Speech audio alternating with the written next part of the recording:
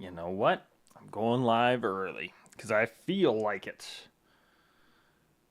I'm going to pour my coffee.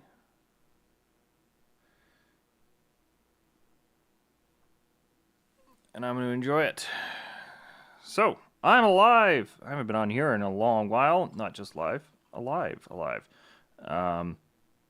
All I can say about November is if you're in Canada, don't use TELUS. I will put it that simply. Do not use TELUS.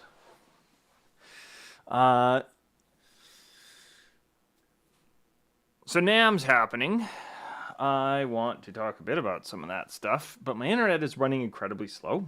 Again, don't use TELUS. But I want to have a look at some stuff because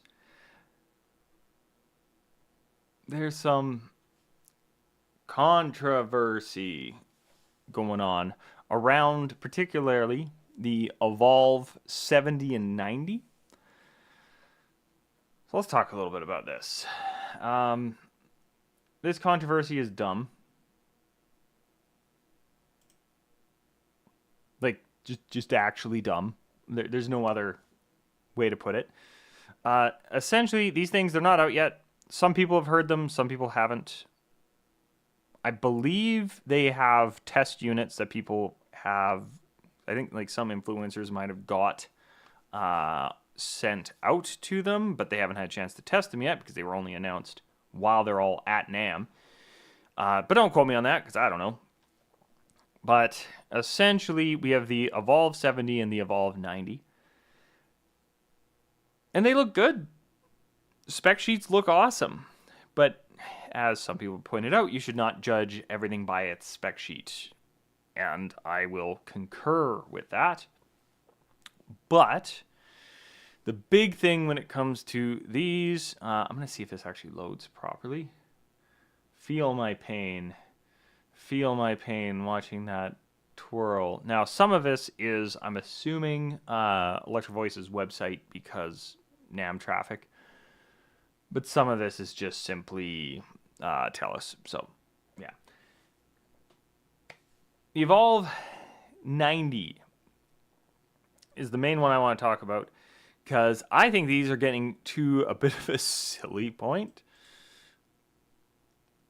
But at the same time, especially for a lot of the DJs out there, this is everything that they could probably want. And for a lot of DJs, this is everything they could probably need. Because these put out a crap ton of power. Now, I haven't heard these. This is going by the spec sheet. Companies figure out ways to cheat these numbers a bit. Just across the board. Like every company does this. But from what I've been told, they have figured out these numbers in a semi-real world situation, right? They put it in their best light, but they are actually able to pull that off. Now, chances are you're going to be running this close to 125 dB comfortably, which is still a lot for a column array. But yeah, there's a weird controversy around these because one DJ goes and says, hey, I think these speakers are going to be awesome. And then another one goes and puts out a video that says, man, those speakers are just a really bad idea. And then they all start getting annoyed at each other. I don't get it. Let people have their fun. There was a weird controversy around a DJ group that I wouldn't even say was censoring videos around this subject or posts around this subject, but people were getting really, really defensive and really, really angry with each other over the videos in question and people kind of bickering back and forth to the point where mods were like, hey guys, calm it down. What are you doing here? And some people took that as well as some more of the dickish posts being removed as a sign of like, we're being censored. How dare you censor me? Which nobody knows what that word means anymore. So they went and created their own Facebook group with blackjack and hookers. And no censorship. It's going to be raw, man, and it's going to be terrible. I'm sorry. DJs, most of the sound techs that I know are grumpy, and that's kind of about it.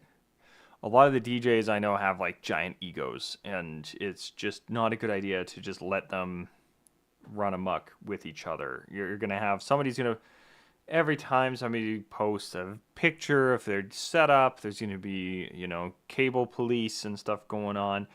Oh, you're using a three-way system instead of a two-way. Oh, you're using a two-way system instead of a three-way. And it's just it's gonna get really dumb really fast. I don't want to be a part of it. The only DJ groups I have left are the ones that are just positive. And I do go in there and I do correct some idiocy. Don't want to call out anybody in particular, but yeah, I see a lot of stuff when it comes to speakers where people are being really dumb. So let's talk about where people are being really dumb, and let's talk about, well, actually, let's move away from that. Let's go and talk more specifically about column arrays versus traditional point source.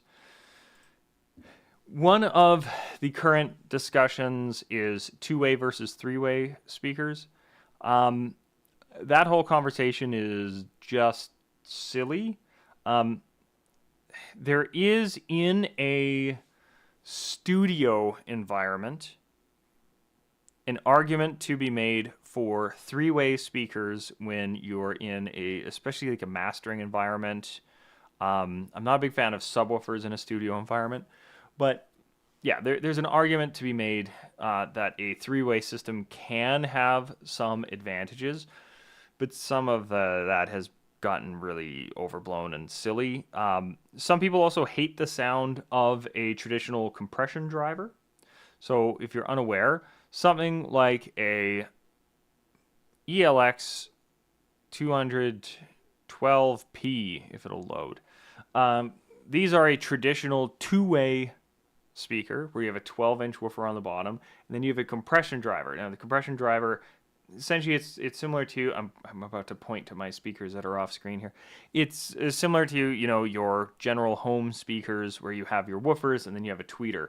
But the compression driver is usually recessed into a horn that directs it and makes it sound not terrible, because an unhorned compression driver is a whole different experience, but also heavily amplifies the sound because it is very much focusing in and things like that.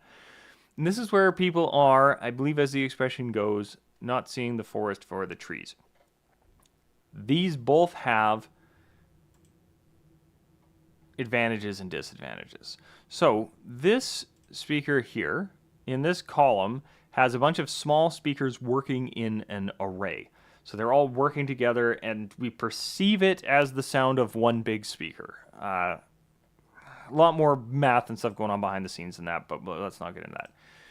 This guy definitely sounds like two speakers. Depending on where I'm standing, it's loading so slow. Depending on where I'm standing, the compression driver is up top here. If you put this compression driver right at people's ears, you're just going to blow them up. It's too focused, for lack of a better way of putting it. It's just the highs are going to hurt. So that's why you have to have these things nice and high.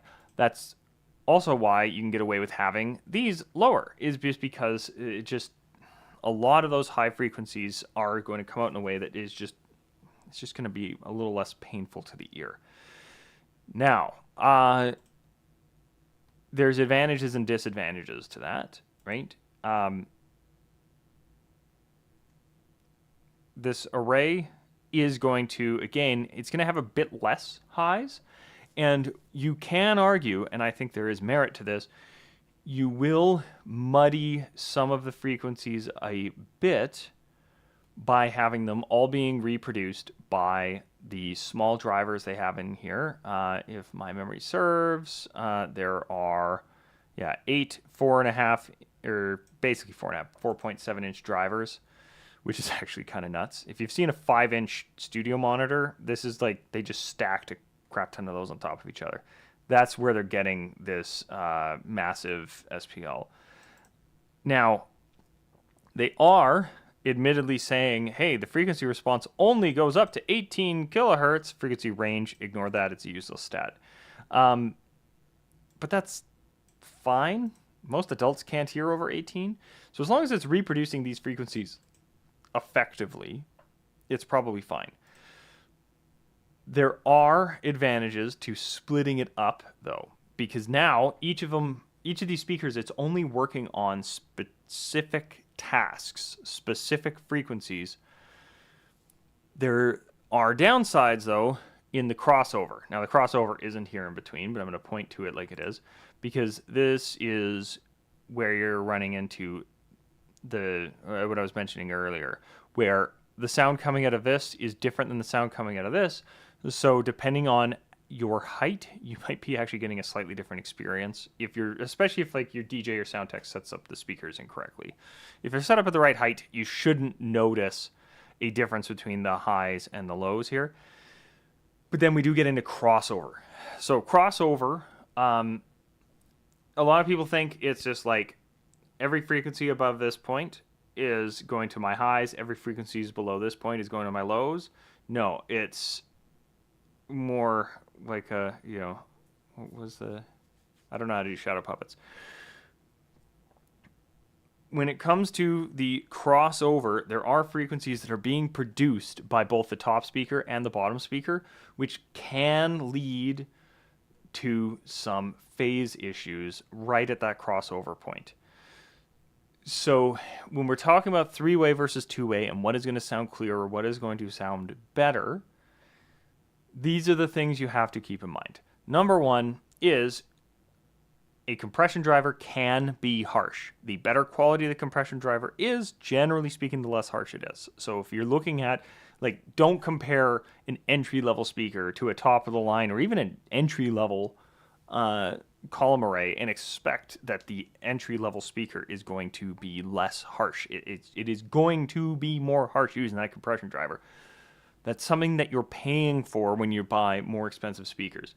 Everybody looks at the woofer. Everybody pays attention to the low frequency output of these things.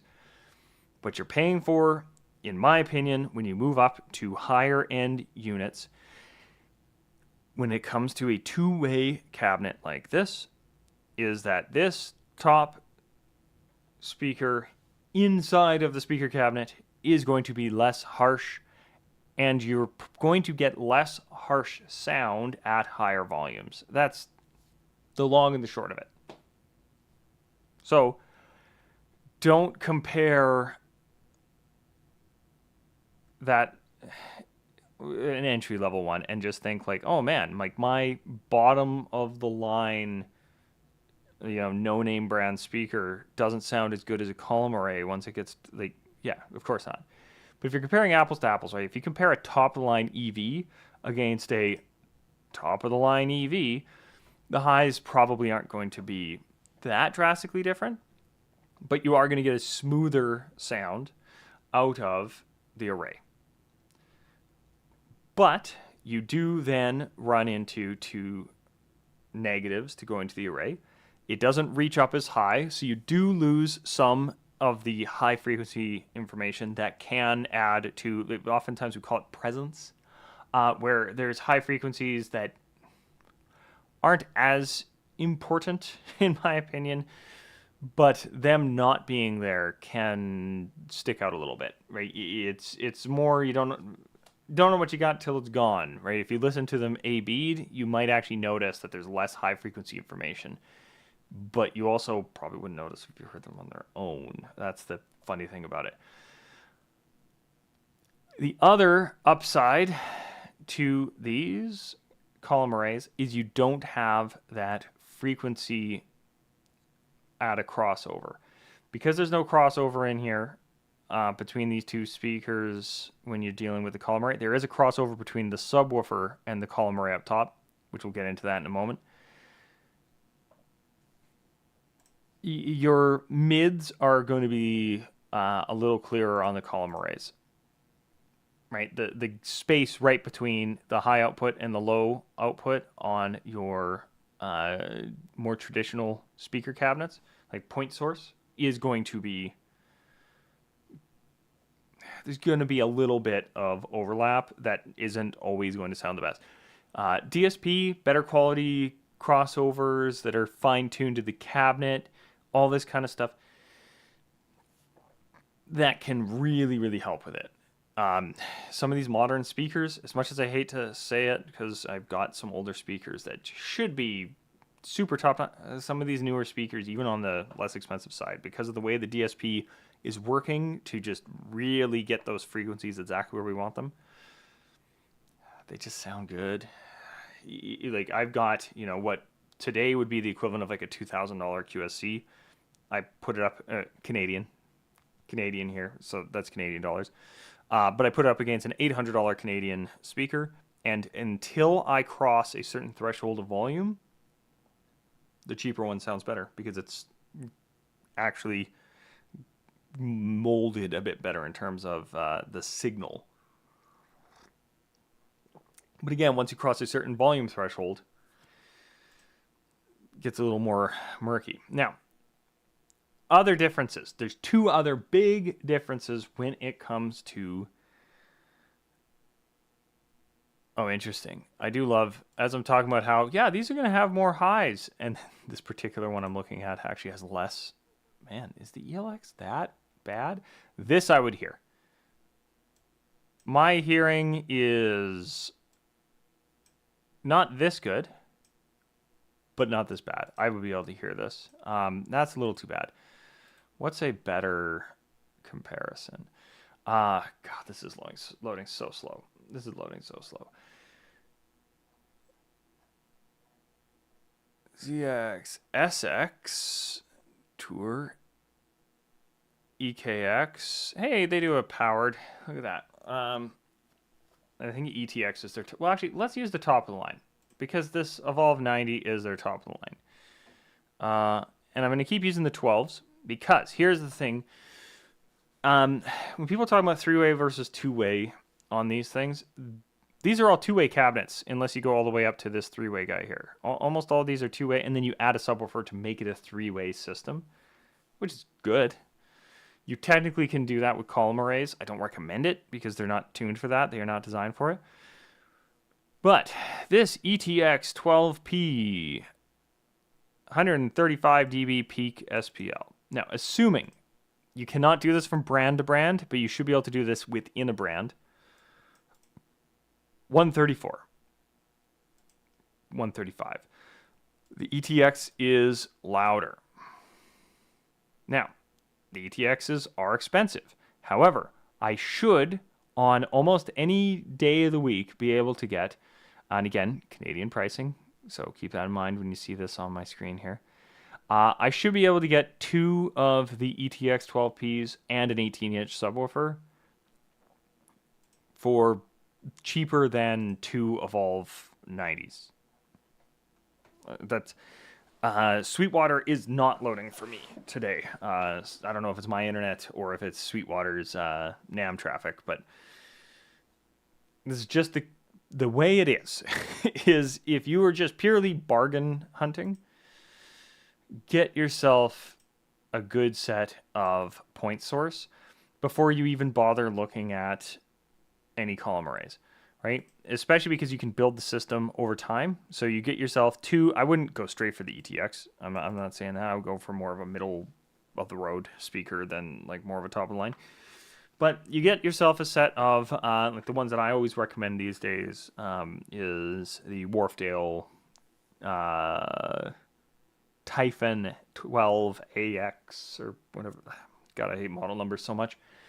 But go with a nice set of 12-inch point source speakers, and then when you have bigger events, rent or down the road buy a subwoofer, and now you have a system that can handle more and more sizes of crowds and sizes of rooms.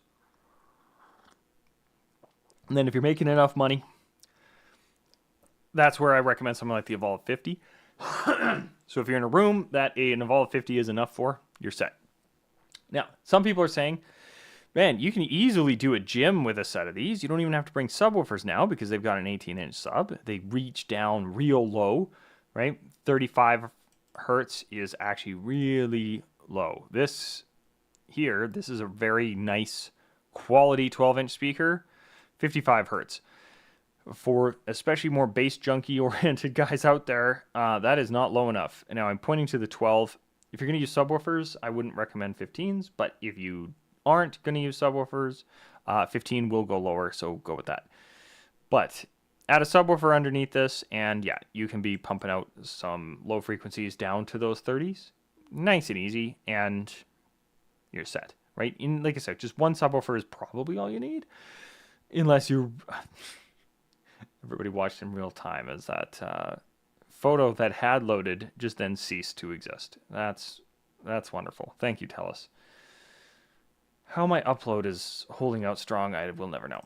But yeah, so I wouldn't recommend going column array if you don't own anything else. It's a bit of an aside, but I want to get that out there. Now, if you already own a few sets of speakers and you're trying to decide, man, should I get these Evolve 90s or not? And blah, blah, blah. Like, I'd love to do a school gym with them. It depends. This here is really important. This 120-degree wide angle. I know what some are thinking. Now, do I have a... Let's zoom in a little bit on my browser here. I know what some people are thinking. 120-degree wide. Oh, man, then I need even less. Because these... I'm guessing, I don't know the speaker too well. I'm guessing 90? Hey, 90 by 60. So, what does this mean? Well, this is 120 wide, and then you look, and it's 25-degree up and down. So it's a very narrow up and down sound, which is fine because these aren't height adjustable. So you kind of need to be just pushing that sound forward. With more traditional point source, usually it'll like be aimed down slightly so that, again, you can bring them up high so that the tweeter's not directly in the ear, and then you aim it down slightly and it fills the room. This doesn't do that, and that's okay. It's not designed to, but it has a very wide, like 120 degrees versus 90. I don't know my angles very well, but those really do matter when it comes to two things: coverage and throw. Coverage, the 120 makes perfect sense. So if you need to fill your dance floor, this is wonderful. If you need to fill your room, this is actually better, depending on how long the room is. So if you're in a school gym and you're going width wide, this is actually probably fine, right? This thing is going to be super loud. It's got a really wide distribution. You put two of these, you space them out in a way that is unfortunately going to give you a power alley. We'll get into that in a second. And then you get a good coverage of the whole room versus these guys where, because they've got that 90-degree beam kind of thing going on, you might end up needing more of them to cover your highs across the room. But this is going to throw further. Now, because I'm mostly talking to DJs here, sound techs probably know this already, but when it comes to throw, this really matters. The wider the dispersion, the shorter the throw. I frequently hear people talk about how they use column arrays, and then they're surprised where they're really loud on the dance floor, but then as soon as you walk like 1 foot off the dance floor, it quiets down. That is because of this high,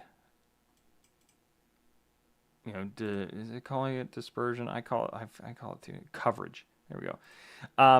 This wide distribution, dispersion, coverage, however the heck you want to call it, the wider it is, the more it is spreading that energy out.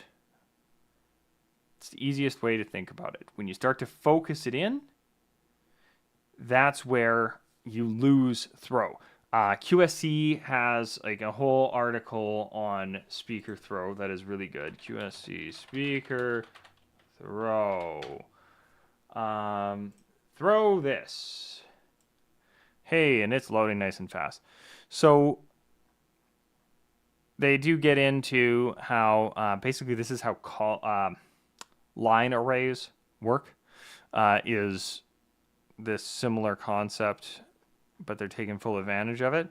This wasn't the exact article I was looking for, but generally, one of the reasons these line arrays work so well is because they have a smaller dispersion up and down, and they can focus it in more. They end up with more throws, so you can cover more of the room, but you have to use more of them to do so.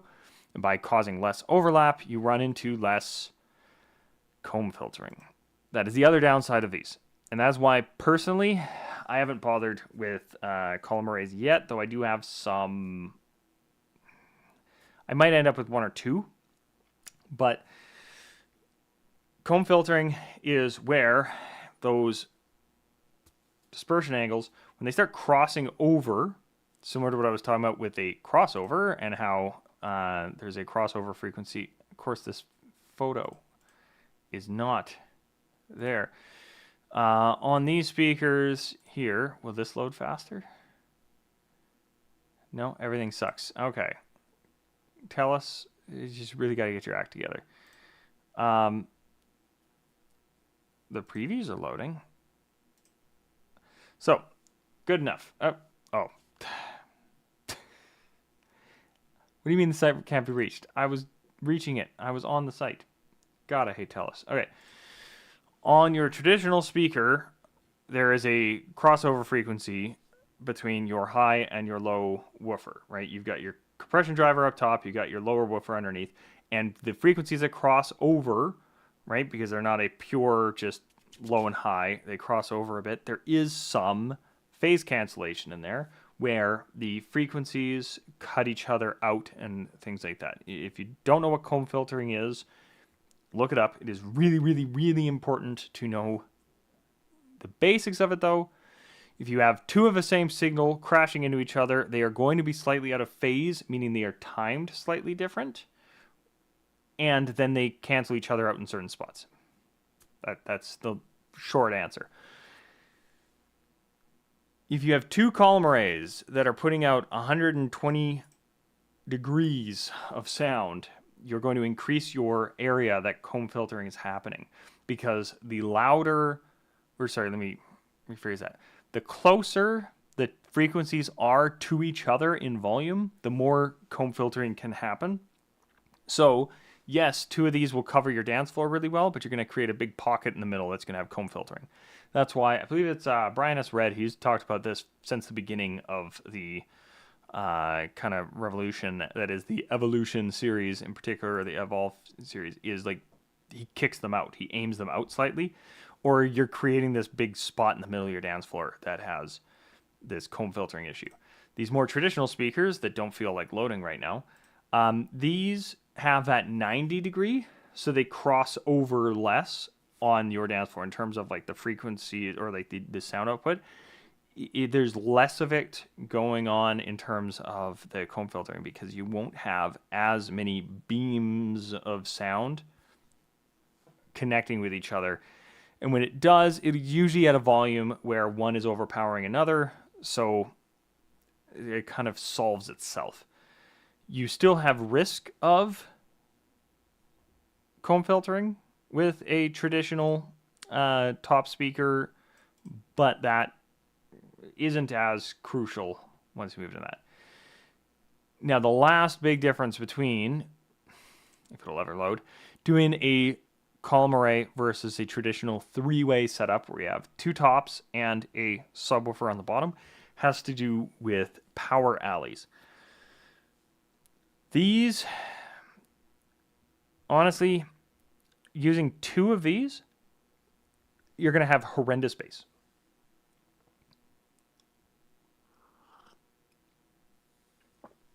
It's just that simple. Because you're never going to want these close enough together to have your subwoofers couple. And because of where the well, this one might be an exception. I'd actually have to know where the crossover point is. Do they tell us? It might be in the manual, but they only have marketing materials. So the manuals aren't out yet. It's going to depend where the crossover frequencies are. But the lower the frequency, the more omnidirectional it becomes.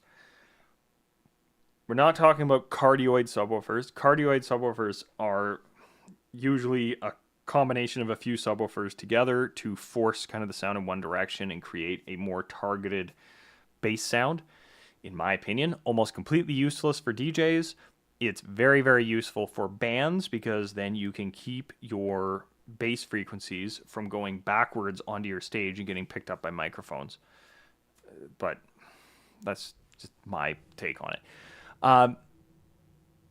So when it comes to these here, if you have them close enough together, your subwoofers will couple and become basically one big subwoofer, and it can sound awesome.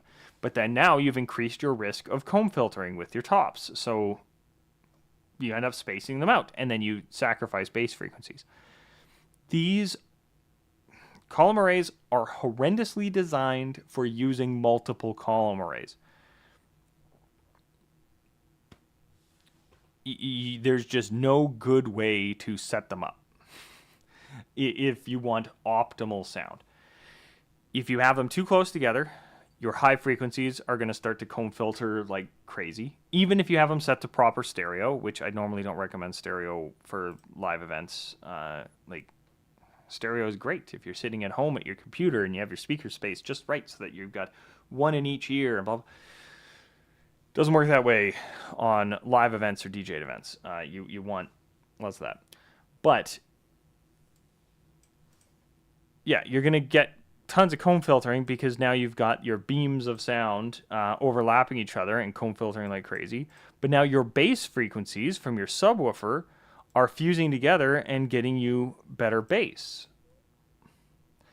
So the comb filtering sounds terrible. It makes these sound like you just spent like what, $3,000 or something a piece on these. I can't remember what these things are working out to. I know they're over $2,000. In Canada, they're going to be ridiculous. They're not overcharging, but it's just not something I would ever pay for this caliber of speaker. If I'm going to spend $3,000 aside, I'm going to be, this isn't how I would do it. I'm not everyone though, right? This could be perfect for somebody out there. However, 2 of these is not going to be perfect for anybody because now you're spreading it out to get yourself a better sounding top sound, and you're ending up with a power alley. Now, I did a whole video on these recently, or like a whole live stream. I'm not going to do the whole thing again, but basically they look like this. A power alley is just when once you space your subwoofers out enough, they start to have some weird phase issues that creates these giant pot leaf things on your dance floor. And like this blue here, that's like a 10 decibel drop in terms of volume. So they're not the end of the world, and having, if you can position your subwoofers so that you get, the majority of your dance floor sounds really good, you're probably fine. So a set of these column arrays used, say, at a wedding, 200 people, dance floor is pretty big. You don't have to worry about the back of the room. If the back of the room is getting this weird power alley junk, well, screw them. I mean, they're sitting there talking to grandma anyway. But if you're doing a big event, or if you're doing, a school event, right? You're trying to fill a whole gym with sound. Yes, a couple of these at this ridiculous SPL output that these things can do is probably going to be enough for the vast majority of DJs out there. But it's going to sound like ass because you're going to get either phase cancellation or you're going to have drastic drops in bass frequencies in different parts of the room, and you don't have a way to control that because you cannot separate your tops from your subwoofers. It's just the way it is. And I know a lot of DJs love the look of your speakers above your subwoofers. It looks better. It does not sound better. Your best bet is to have your subwoofers dead center, all coupled together. They will be louder. It'll be a more uniform bass sound across the whole room. And then your top speakers spread out as far as you can without creating any dead spots in the middle. This is where at big concerts you will see, I believe it, center fill speaker. When you are at a big concert, do they have any photos of a stage set up properly? I don't have any photos of my personal rigs doing this because I don't do events that are big enough to quite justify this very often, so I tend not to do it too often. Okay, this will do. But yeah, you'll set up a whole big sound thing, and then you'll just have these little guys in the middle, so that like these speakers up top here in this photo, they're filling the majority of your room, but then you got this little guy aimed straight down at your dance floor, because if as soon as these are spaced out far enough, you start to have a drop in volume in the middle. So you fill it with a center. You be very careful not to create too much comb filtering, but thankfully, as mentioned earlier, the volume difference makes a big difference in how much comb filtering happens. But yeah, if you're getting a set of these thinking you can fill a full gym, you're doing it wrong. Will it probably sound fine? Honestly, yes. This is the last thing I'll leave off on when it comes to column arrays versus higher resolution. I'm guessing that's crossover filtering is what you're mentioning there, Danny. The last thing I'll leave you with when it comes to these, on paper, and I don't mean the spec sheet paper. I don't mean these numbers here. These column arrays are not a good idea for filling a large room. They don't have throw that you would need to fill something like a full gymnasium, so you're going to find that your sound drops off very quickly. They're going to either comb filter like crazy, or they are going to have some power alley issues. In reality, they're probably going to sound fine. The vast majority of people in the crowd are going to hear what they want to hear. They're probably not paying too much attention. Like yeah, it's probably going to be fine. So, would I recommend something like these? Probably not. But am I going to jump on the hate train and say nobody should buy these? I think your money would be better spent elsewhere, but do what you want. It's your money. I think some of the talk around, three-way versus two-way, it's so much clearer when you use a three-way system. Yeah, I think that's garbage. I think a good column array is going to sound better than a bad three-way system. I think a good three-way system is going to sound better than a bad column array speaker. It's just the way it works. You get what you pay for in audio more often than not. You get a lot more than what you pay for in certain price brackets these days. But yeah, I'd throw out a bunch of this weird arguments around three-way versus two-way and just think more, what is your use case? I want a set of column array speakers for small events. That's it. That is what I think they are best for. You can space them out just right to keep your subwoofers from power alleying too much. And by subwoofers, I do mean the little guys on the bottom of the smaller ones of these. Once you get up to these 18s, this is like a subwoofer in its own right. And you can angle them out just enough to hopefully avoid some of the comb filtering. It'll fill your dance floor up nicely. You can have it cranked on your dance floor, but then it's not throwing out too much so that people standing at the bar aren't getting too much volume. That's the main reason you want these things. If you want to fill a big room, traditional point source. The three-way versus two-way is not the important part. It is the angle of the throw, and it is the positioning of the subwoofers, and having them decoupled from the tops is what matters. Being able to have your subwoofers stacked next to each other, and then your top speakers spaced properly to prevent comb filtering. You cannot do that on a column array. That is the actual benefit of going with the traditional point source speakers.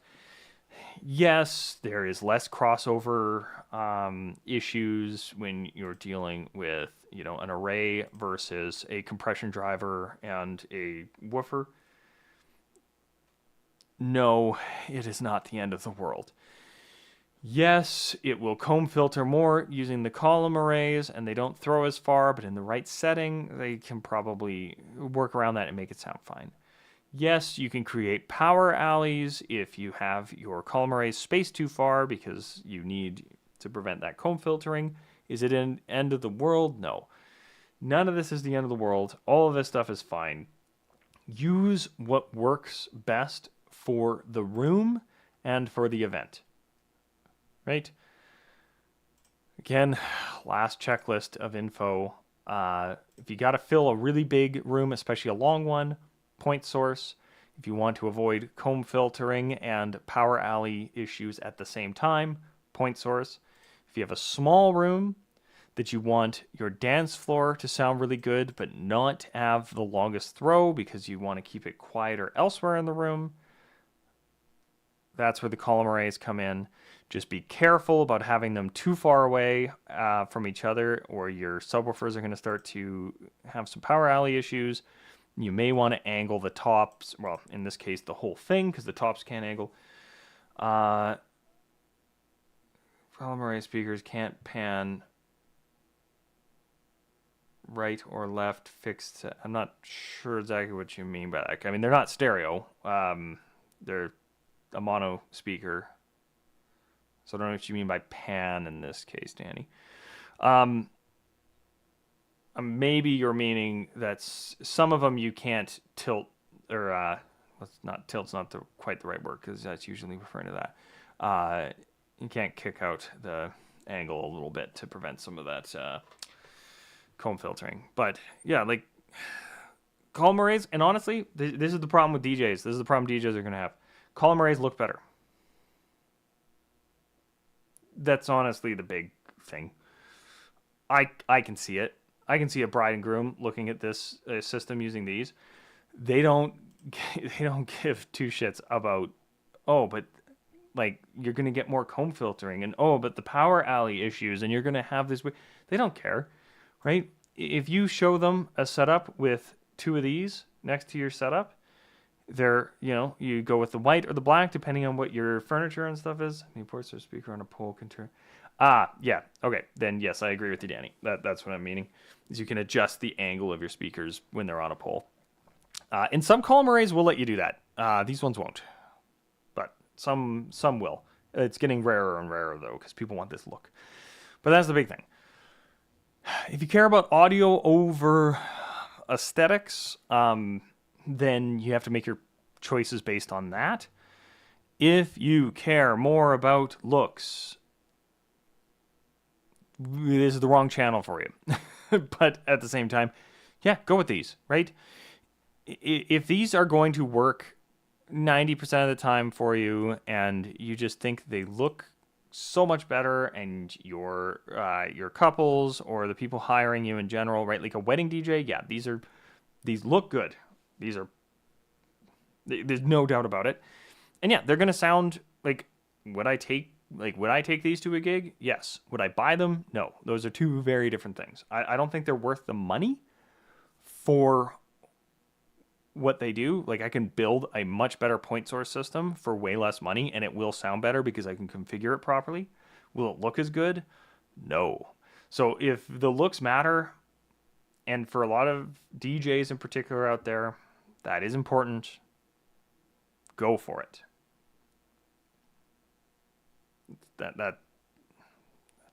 That's kind of where it actually ends up falling. But yeah, like I said, I'm probably gonna stick to my point source stuff. Like I've got I've personally got, well, I've got my 12-inch sub, well, dual 12, and then I have two 18s as well, and 5 sets right now. I think 5 pairs, I believe. No, maybe four. No, 5 pairs of two-way top speakers because I do a lot of bands. So I needed a plethora of dual-purpose monitors and point source speakers, depending on the event. Dedicated monitors always are better for monitoring, right? So if I could get a bunch of speakers like this and retire or sell a bunch of my more traditional cabinets, I would. But that is not the world I live in. I do not have that kind of budget, and I make more money DJing than I do live sound. So all my stuff needs to be DJ gig ready. But yeah, that's just what I'm doing. Use what works best for you. Price, portability for the column array, I'll pass. Yeah, no, one thing I will say about portability when it comes to the column arrays, these massive ones, these Evolve 50s and 90s, I don't know why I would ever get one if I was worried about portability. Jesus, these things are massive, and you're not saving a whole lot of space in the van, right?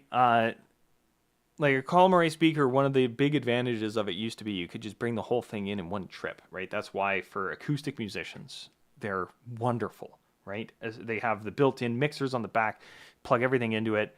Sometimes they'll have like built-in reverb. Usually it sounds terrible, but sometimes you can even skip then bring in a sometimes you can skip bring in a mixer board because you got like some effects and stuff built in. But when you're dealing with like an 18-inch sub and then you've got like what the heck were these Evolve 90s running out of the top here?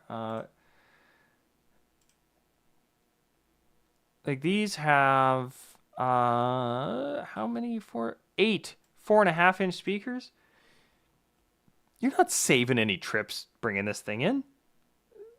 Right, the top of this thing probably weighs as much as a traditional 12-inch, if not more. Probably more. So, if portability is the issue, smaller column arrays, right? An Evolve 50, the ones I've been considering just because I can get them for inexpensive because I'm a dealer is the like PowerWorks 1 or something like that, but it's just got like a 12-inch in the bottom, and then it doesn't have a very tall stick on top. Like, it's just for portability. That'd be nice because then, honestly, the weight saving of not having to bring my bigger speaker stand starts to come into play and stuff. But yeah, if you're worried about portability, this ain't it, right? Like, I think these things are wild. I think the fact they're managing to push this level of volume, and this is actually a really good frequency response for a column array. But yeah, and like you're not doing a lot of weight savings. I mean, the vast majority of this is the subwoofer itself, right? Because I mean, my personal, what is the weight on my subwoofer? Yorkville.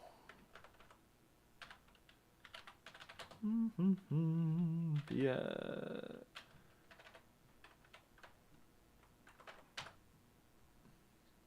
How much does my subwoofer weigh?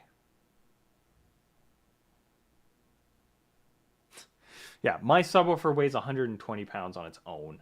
So, weight savings, I guess. I mean, I wouldn't have to bring my subwoofer. This would actually end up saving my back a little bit. But mine also has casters and all that. Although I did straight up manage to chip my. I've got concrete stairs. I really hate load-ins and load-outs on my building. And I did manage to actually, don't tell my landlord, but took like a, quite a chunk out of one of the steps from my subwoofer going doo-dunk, doo-dunk. So I have to be a little more cautious. I gotta make sure. Might be a case of having to do my loadouts in the morning instead of load-ins at the end of the instead of at the end of the night after the gig. I might have to leave them in the truck overnight and deal with them the next day. But yeah, if you're worried about portability, small column arrays do win. Like an Evolve 30, that thing's awesome for portability. An Evolve 90, no, you're not getting a whole lot of portability at that point. It's just too big, but in a good way. Like I'm not going to fault anybody, like I said. If you go and you get yourself a set of Evolve 90s and they work really well for you and they sound great in the room, and then throw all this out and don't look at this as me attacking you. That's a weird thing that I find with this stuff. It's like people who fight to the death over Windows versus Mac because they have put, for some reason, their entire personality into what computer they use. Just use what works well for you. But don't delude yourself either. Don't look at these column arrays and say that they're the new hotness, therefore they must be the best thing out there. They're what I bought, therefore if somebody says I should be using something else, that they're attacking me, right? Throw that out. Use what you got first. This is from somebody who sells speakers. Seldomly, I'm more of like, my store is more guitar and amplifiers. But, I occasionally sell a PA system to somebody. I sold some JBLs to somebody a few weeks ago. But, yeah. If you're new to sound equipment, I'm just always going to point people to Point Source. If you're not new, or if you're like a small band, right? Say you're an acoustic act, like that's what these were made for. The original Bose column arrays, all of the ads were, a blonde girl in a cowboy hat strumming an acoustic guitar, right? It was to show that, hey, if you're, 5'2", 100 pounds, you can haul your own PA system in because look at how effective this small system is. That's what they were going for. And now we're dealing with 100 pounds a side, 18-inch subwoofers. And they probably sound really good on their own at very particular angles. That'd be my take on it. And yeah, I can't tell you if the Evolve 90s sound good or bad. I haven't seen them. I haven't heard them. Don't ever, never use a speaker test on YouTube to judge anything. What do I think about the Wharfedale Titans? I have mixed feelings. Wharfedale. Now, I personally use the Typhons. The Titan series is kind of a mixed bag, in my opinion. The passives, I'm a big fan of, if they will ever load, because again, I am stuck on the Telus hellhole. Let's close some of these, see if these are eating up bandwidth or something.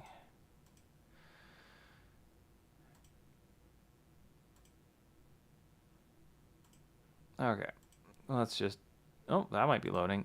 So the big advantage of the Titan passives is they are very resistant to the elements. They're not waterproof per se, but I believe they are IPS 54 ratings, and you lose that when you move to God, my internet. You lose that when you move to the actives. Now, the whole line, the Titans are. I wonder if this will load. Oh, it's loading better. The whole line of the Titans are Wharfdale's less expensive option these days. It's not their bottom of the barrel. They do have one less. I can't remember the name of it now. EVX or something like that. Like they're inexpensive wood cabinet, but not a not plywood. They're I believe they're MDF cabinets to keep costs down, like stuff like that. The Titans use a plastic cabinet. God, this is just terrible. Yeah, the Titans use a plastic cabinet, so they're very, very light. At low volumes, they sound great. Oh, hey, look at that. IP54 on the active speakers. I don't know if that's right. I don't know if that summary is correct.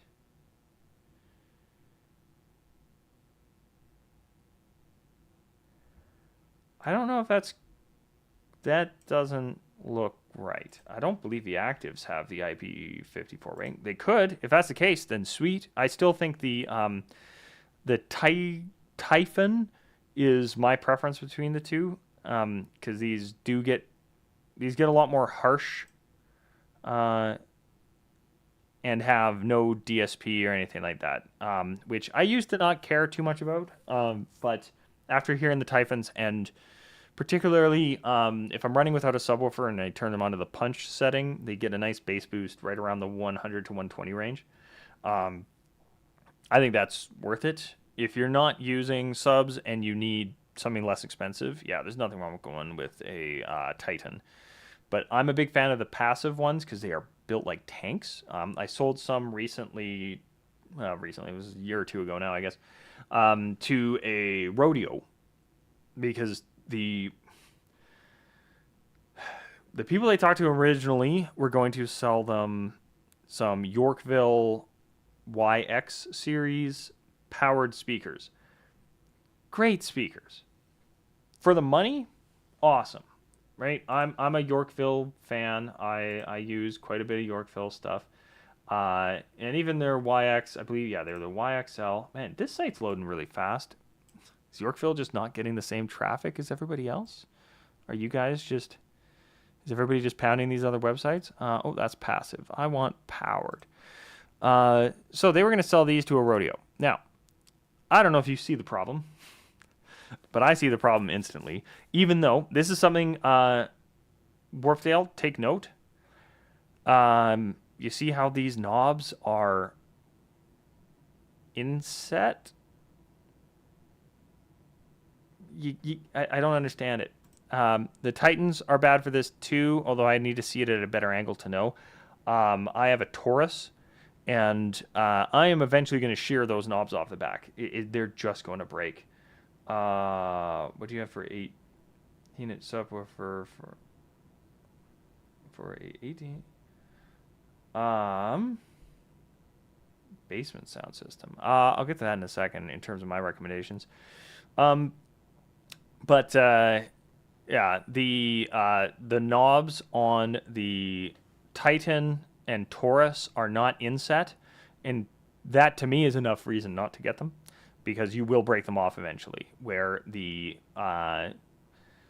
inset the amplifier a bit more on the Typhon, so it's a lot safer, and then Yorkville very intelligently put these inset things. But anyway, these here are air in and out. There's a fan cooling system inside of this thing. You do not want that at a rodeo. There's a lot of dust. So I sold them instead. It'll never load because the internet doesn't like me today. I wonder if it's working better now, because I mean this site's loading perfectly fine. But yeah, I sold them instead of passive. Orville would sound way better with built-in these. Yes, that is true. And they do have some on some of their step-up models. I personally, I don't bother with it. I've got some YX, not the Ls. I've got YX 15s. I bought 4 of them for $100 Canadian each. So for your Americans, that's $70 a pop. 2 of them were showing some signs of use. The other 2 looked brand new. They all sound brand new. And I run them off of. I found a $200 Yamaha powered mixer that I can power the 2 tops and the 2 bottoms, 500 watts. It's wonderful. The T-Sub from Yorkville is worth it, or is it better to go with expensive by Yamaha subwoofers, for example? The Titan Sub is too small for the vast majority of people. Hey, it finally loaded, though it's just these are the passive ones. The T-Sub, I believe that is on the Titan series. It's just too... If you're running 8-inch tops, it would probably be fine. But if it's the subwoofer I'm thinking of, it is not worth it. When it comes to subwoofers, I like Yorkville. I run a dual 12 from their PS line, or not Parasaurus. What is mine from? Paraline. Yeah, because the PS is their Parasaurus. Or no, it is a PSA. This is with the subwoofer I generally run, and I love this thing. It is 212s. It is heavy as hell, but it is one of the best sounding subwoofers like I've ever heard, because you get the punch of the 12s with almost the low frequency output of 18s, because the 212s working together sits in between a 15 and a 12, or 15 and 18. Sorry.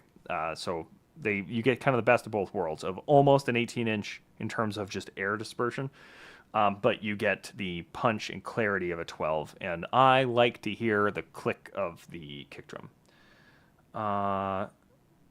Heard Wharfdale amps break easy. I have never heard that. Now, I'm not a Wharfdale dealer anymore. I was for a while. I never heard anybody having any issues with their amps breaking. And they're actually part of the thing. Well, I mean, they might have done like a less expensive series at some point. I'm on the wrong thing. The amplifiers that I have seen from Wharfdale are basically nothing but high end anymore. I haven't seen any of their cheaper ones, so maybe that's why I'm a bit biased towards assuming that they actually hold up really well, because they might have done some less expensive ones earlier, but the ones that I've seen are all like $1,000 plus to start. But yeah, I've never heard of Wharfdale amps having, unless you're meaning the amps in the back of the speaker. So like on some of their, say, less expensive, active speakers, like I could see, like my Taurus, if I was pushing that thing hard all the time, it would probably burn itself out. But yeah, the actual like rack mount amps, I've heard nothing but good things. Yeah, so I can't confirm or deny any issues other than like I haven't seen it. But Danny was asking about subwoofer for a basement. For a basement setup, an 18-inch subwoofer, in my opinion, is way overkill. But I also don't care about sub bass. So, but if I was just putting a subwoofer in my basement, honestly, I would check what's on Marketplace and find a used one, passive, find a cheap Behringer amp that I can bridge and hit the on switch and be set for a decade. My 18s are some ancient, at this point, Yorkvilles, to the point where I actually have a hard time finding spec sheets on them. I had to tear them apart and look up the speaker, because they apparently made 3 different versions under the same. But mine are was it Elite? Elite subwoofer 600s. Can I find a photo?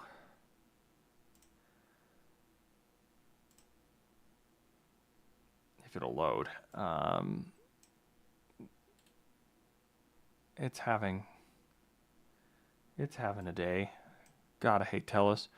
But yeah, it's these chunky Elite SW600s. I found 2 of those for... Ooh, they were pretty inexpensive. I think I paid it was either 300 or 350 Canadian for 2 of them that had their back plates replaced with some speak on, where the original ones I think used there's really terrible connections that actually had like a XLR but for power. I'll never understand those. I'm glad those went away. That's just going to confuse somebody. I would never buy an amplifier that has an XLR out.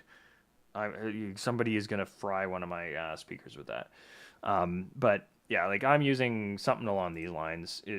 If it'll ever load. But TELUS is the worst company that I think has ever been fathomed. Yeah, nothing's loading. All right, but yeah, like that's what I would do if you're looking for 18-inch subwoofers for a basement. Used is your best call. Find something beat to crap. Rip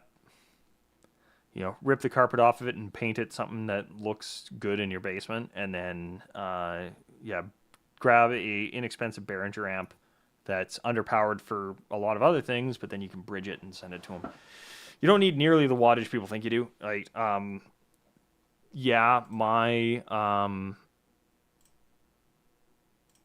like this thing is technically drawing what, like 1400 watt power. This 2800 watt is a pointless number.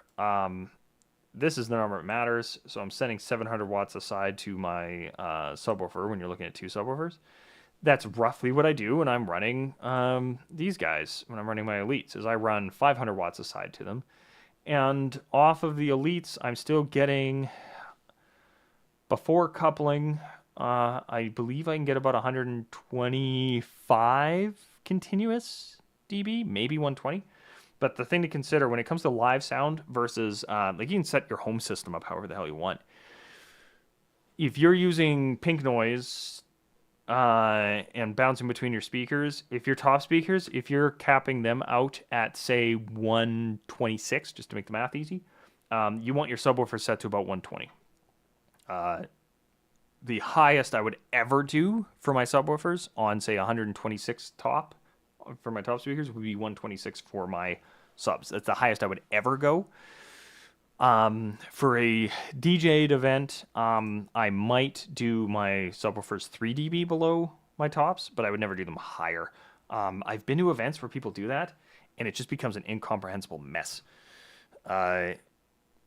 Proper, and if my hand wasn't full with my coffee here, I would do quotey fingers. Proper, as in like reference volumes for if you're setting up a PA system. Like if I was setting up your PA, like you hired me to come into your bar to set up your PA, I would be setting everything up so that when you turn your volume up, your subwoofer is 6 decibels quieter than your tops, because that's generally considered. I think that's the THX standard.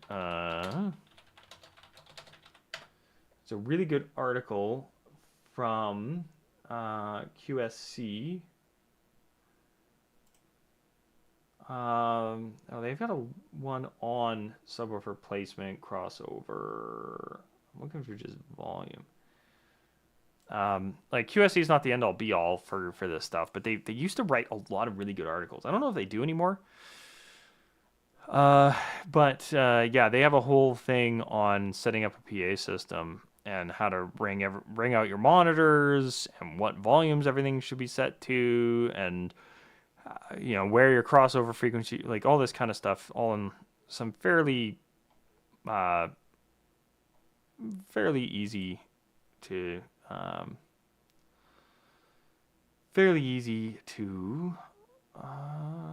set elements.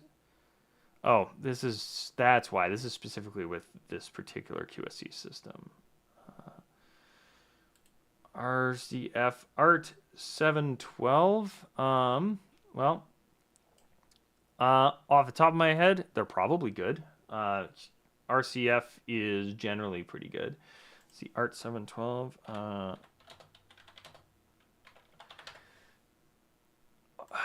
RCF speakers, they're a mixed bag for me because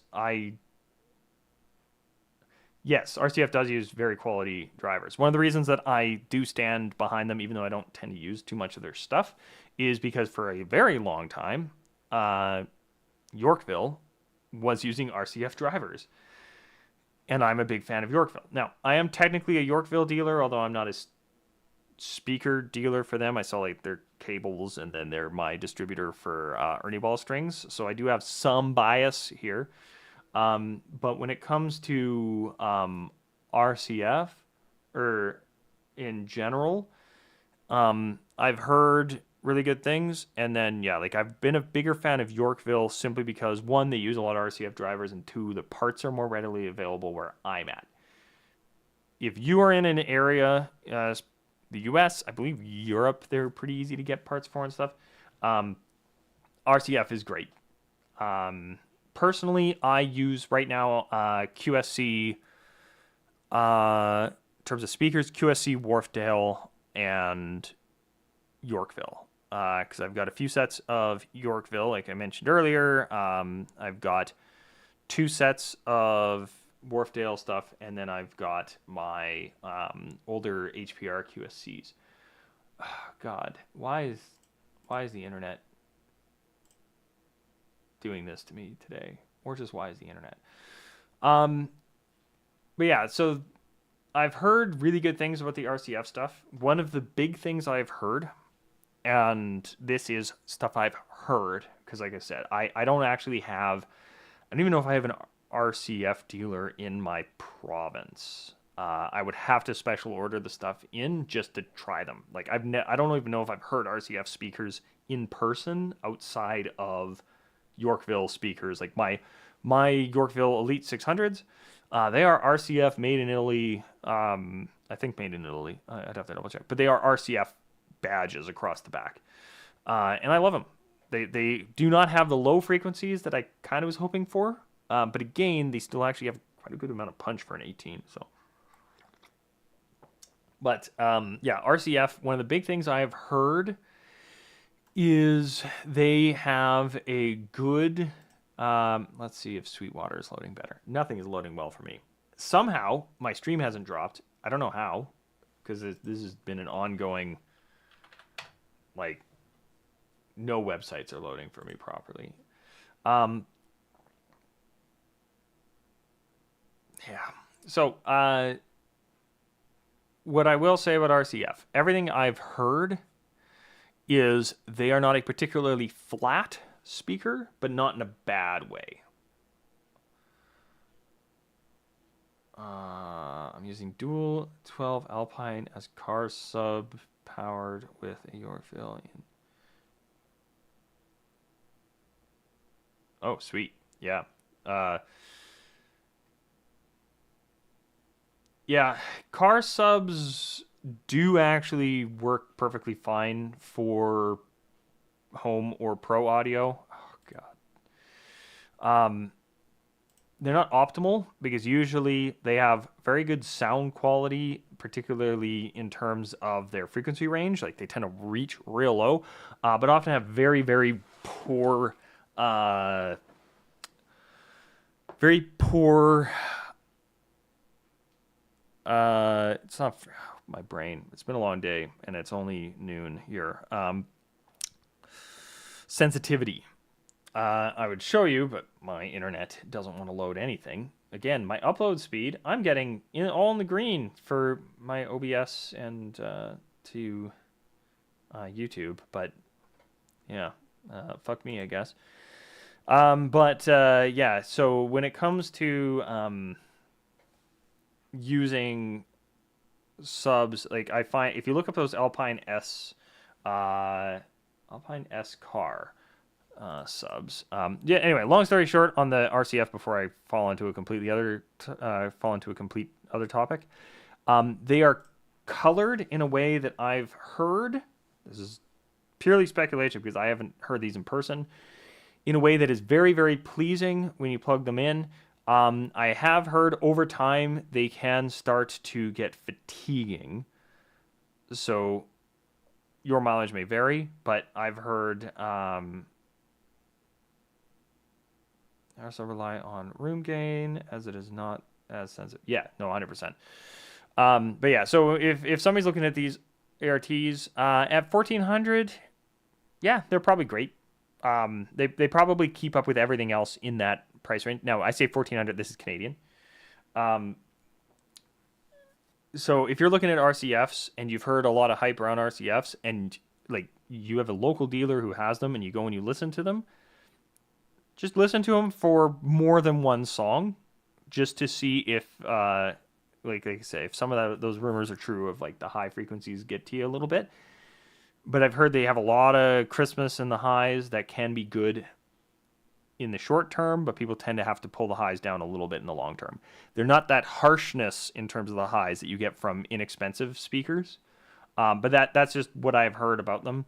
That's why some people with the ABM directly with something like QSC, where QSC I have found at least is a lot more flat, so they don't sound as good, but they don't fatigue as fast. That's generally my inclination when it comes to RCF from what I've heard from people who use them is they sound really good in general, but yeah, there are some limitations. There are people who evangelize them and say that they are, basically the second coming. I highly doubt that. Yeah, some of the weird, this is the best thing ever, talk about any speaker is generally a bad thing. But yeah, somebody mentioned car subs, and yeah, I've actually have a whole video. I've recorded it twice, but I've never been happy with the video itself. But Alpine car S series sub. Oh, is Amazon loading? Amazon has a habit of cutting through everything. Not particularly well today, though. But yeah, if somebody's looking at subwoofers, like I wouldn't point them to this unless you already have them. If you've already this is generally like spoilers for my upcoming video on using car audio in pro audio situations. This sensitivity is abysmal, so you probably wouldn't want to use this in a live sound situation. However, this frequency response is better than almost anything you're going to find in the live sound world. It's the trade-offs. Car audio subs, they need a lot more power to move the air because they are reaching lower. You will be hard pressed to find any, and I mean any, subwoofers out there that can put out 23 hertz. The problem is FPL cal. Man, has it been that long since I've had to? No, I wanted a calculator, not calculation. Not SPC. What the? Okay, this should load quick. There's like nothing to this site. Oh, you've got to be kidding me. This site is like 5 kilobits big. All right, let's close a few things here.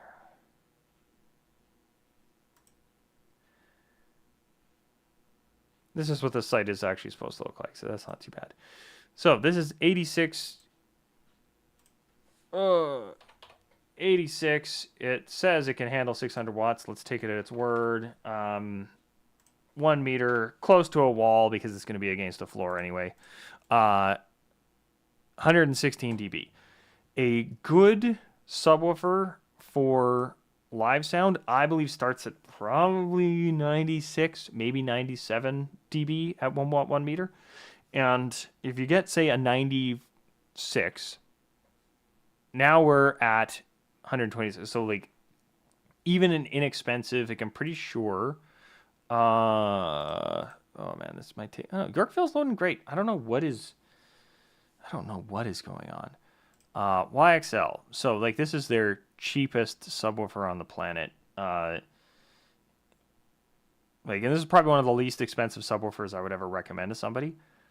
And you can see it all right here. 128 dB peak at 500 watt program. Although they're saying, so 1,000 watt peak. So let's do some reverse engineering here. 1,000. Now, they probably had it. They might have even had it in a corner. We'll give them a benefit of a doubt there. So that means this thing probably is sitting at about a 93. Nope, 90. Right, 127. So maybe 5. Yeah, 95. And it's actually running at, because again, peak is pointless. So 500 watt program. This is what it can run at all day. So we're getting 125. Yeah. So the cheapest Yorkville sub available has huge advantage over something like those Alpines. The difference is twofold. One, you might already own something like the Alpines. Use them, right? If you've got the power. Well, actually, technically, if you're doing 2 12s, you're adding 6 decibels because you get an extra 3 free decibels by coupling them. So that's why I love my 12-inch. And yeah, so you'll end up with because if those were 80, 86 or something like that. So yeah, you'd be looking at closer to 122 decibels. Difference being though,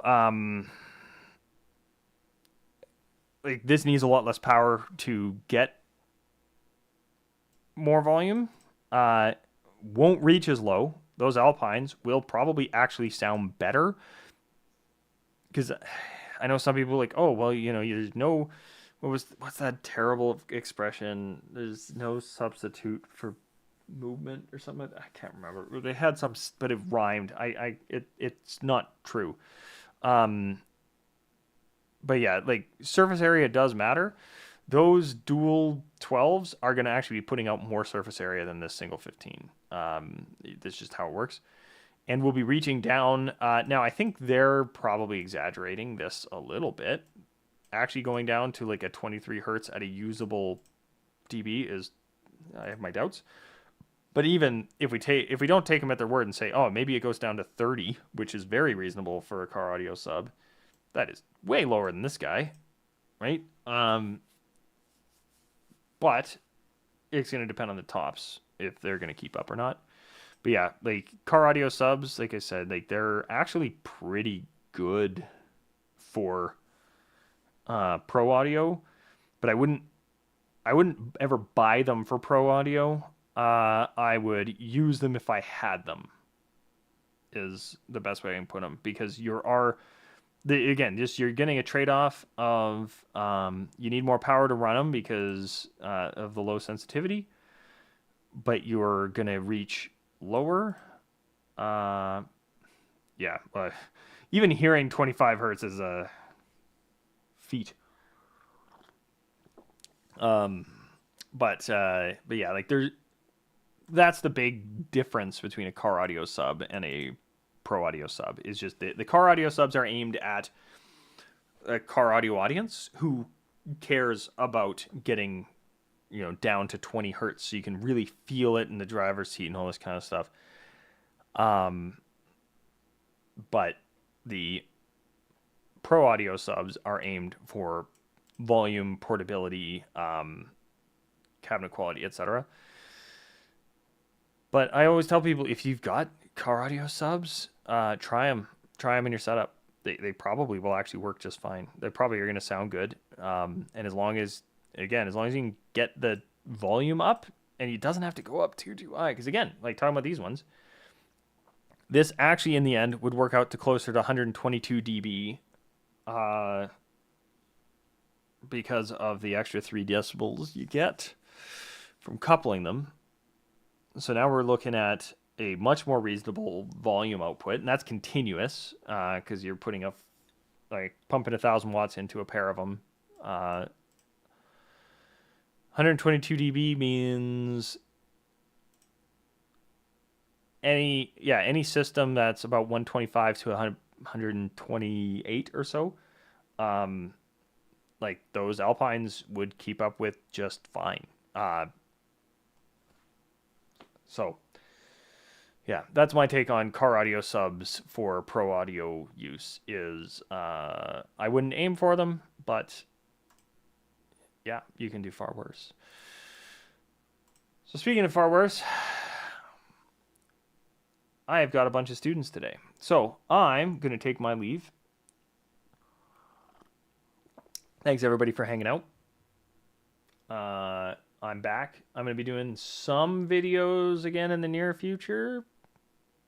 Once I get my act together, I'm working on a website for some other stuff that is non-audio related. That is been eating up a bunch of my time. But I've got a few smaller reviews I want to do. And yeah, so I'll have some more videos out in the near future. If you have any questions on this type of stuff, I'm heading off now, but feel free to throw comments and stuff down, and either I'll reply to them or I might get to them in a later live stream or video.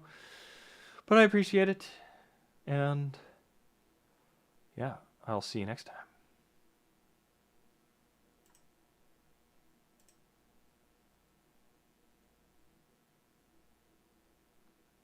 Thanks, Danny.